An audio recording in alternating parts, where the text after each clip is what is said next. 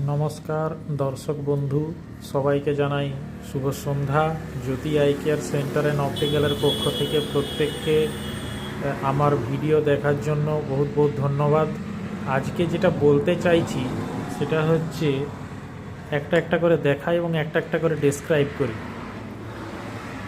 Trial বক্সের এই জিনিসটা যেখানে লেখা আছে ব্ল্যাঙ্ক, এটাকে অপথ্যালমোলজির ভাষায় বলা হয় অক্লুডার।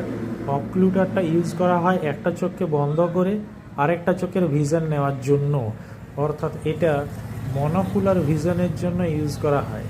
ঠিক আছে, এই জিনিসটা কি? এই জিনিসটা হচ্ছে পিন হোল।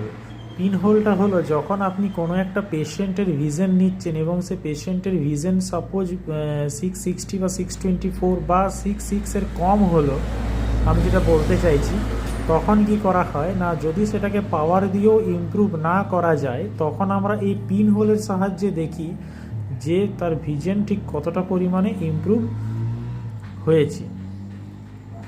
অর্থাৎ পিন হোলের ভিশনটা কিন্তু একটা বেস্ট কারেক্টেড ভিজুয়াল অ্যাকুইটির মধ্যে পড়ে। তারপরে যেটা আছে সেটা হচ্ছে গ্রিন ফিল্টার।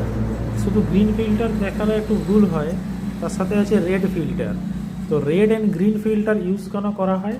রেড আর গ্রিন ফিল্টারটা ইউজ এই কারণে করা হয় কারণ এটা ডিউক্রোম টেস্টের জন্য ইউজ হয়। ডিউক্রোম টেস্ট হচ্ছে গিয়ে স্ফেরিক্যাল কারেকশান। যদি কোনো পেশেন্টের স্ফেরিক্যাল পাওয়ারটা বেশি বা কম হয়ে থাকে, তখন আমরা এই ডিউক্রোম টেস্টের সাহায্যে বুঝতে পারি যে সেই পেশেন্টের ক্ষেত্রে কতটা কম দিতে হয়, কতটা বেশি দিতে হয়। তারপরে সেটা হচ্ছে গিয়ে এটাকে বলা হয় স্লিট, লেখা আছে, এটাকে আমরা বলি স্টেনোপিক স্লিট।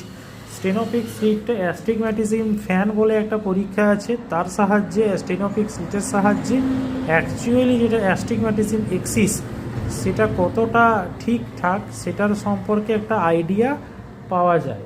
আর তারপরে লাস্টে সেটা হচ্ছে কি এই এমডিআরের ফুল ফর্ম হচ্ছে ম্যাডক্স রড।